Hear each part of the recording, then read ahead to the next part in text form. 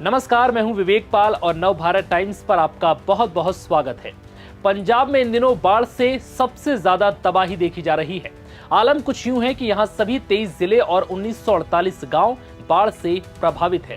राज्य में अब तक 43 लोगों की जान जा चुकी है और करीब 3,84,000 लोग बाढ़ का सामना कर रहे हैं। लेकिन इस बीच अब लुधियाना में सतलुज नदी का जलस्तर बढ़ने से बाढ़ का खतरा और गंभीर हो गया है।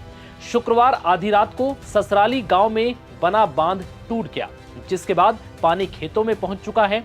इसके चलते किसानों के ट्यूबवेल बह गए और पानी रिंग बांध तक पहुंच गया।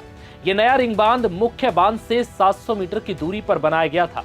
आबादी की तरफ जाते पानी का बहाव को रोकने के लिए प्रशासन ने सेना और एनडीआरएफ की मदद से रिंग बांध बनाया था, लेकिन अब उस पर भी कटाव पड़ना शुरू हो गया, जिसे देखते हुए अब तीसरा बांध बनाया जा रहा है।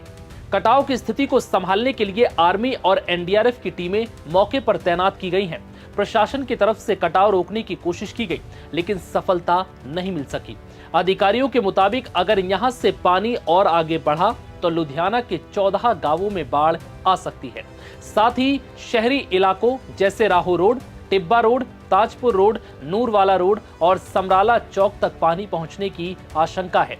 साहनेवाल के धनासू इलाके में भी पानी भर सकता है, जिससे करीब 50,000 लोग प्रभावित होंगे। सतलुज नदी से बाढ़ के खतरे को देखते हुए शुक्रवार से ही गांव खाली करने में लोग जुट गए हैं। इसके अलावा सेना की टीम लगातार यहां पानी रोकने की कोशिश में जुटी है। वहीं अमृतसर के रामदास में रावी नदी के कारण टूटे 8 बांधों को भरने की कोशिश की जा रही है, जबकि 5 बांधों तक पहुंचने का प्रयास चल रहा है, लेकिन अभी इसमें सफलता नहीं मिल सकी। पठानकोट के तरन तक रावी के जलस्तर में कमी आई है। शुक्रवार रात 9 बजे भाखड़ा बांध का जलस्तर 1678.40 फीट दर्ज किया गया, जो अब खतरे के निशान से लगभग 1.5 फीट नीचे है। मौजूदा स्थिति को देखते हुए भाखड़ा से लगभग 70,000 क्यूसेक पानी छोड़ा जा रहा है, जिससे लगभग 50,000 क्यूसेक पानी ही सतलुज में छोड़ा गया।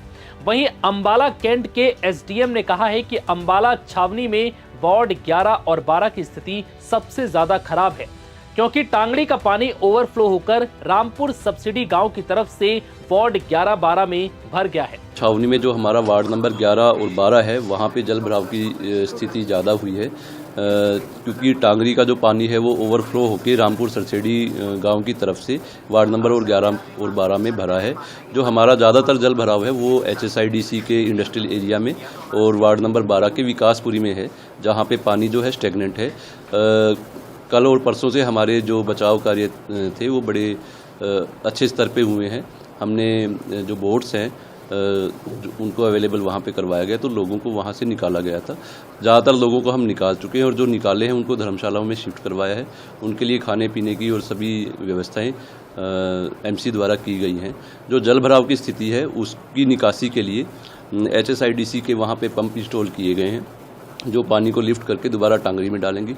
ऐसे ही हमारा जो विकासपुरी का एरिया जहाँ जल भराव है, वहाँ पे हम इरिगेशन डिपार्टमेंट के मैनुअल और डीजल पंप और इलेक्ट्रिक पंप लगा के उसके पानी की निकासी को हम ओमला रिवर में करेंगे, जो आगे जाके टांगरी रिवर में उसकी निकासी हो। राजस्व, पुनर्वास और आपदा प्रबंधन मंत्री हरदीप सिंह मुंडिया ने शुक्रवार को बताया कि पिछले 24 घंटे में किसी की मौत की कोई रिपोर्ट नहीं है। हालांकि 4 सितंबर तक राज्य के 14 जिलों में 43 लोगों की मौत हुई है। अब तक 21,929 लोगों को सुरक्षित निकाला गया और 196 राहत कैंप बनाए गए, जिनमें से 7,108 लोग शरण लिए हुए हैं। सबसे ज्यादा 2,548 लोग फाजिल्का में राहत शिविरों में भेजे गए हैं। हालांकि पंजाब में इस वक्त बाढ़ से कोई राहत मिलती नजर नहीं आ रही है। कई जिलों में बनाए गए बांध लगातार टूट रहे हैं। ऐसे में अब कई और गांवों पर बाढ़ का खतरा मंडरा रहा है। फिलहाल इस वीडियो में इतना ही। इजाजत दीजिए। नमस्कार।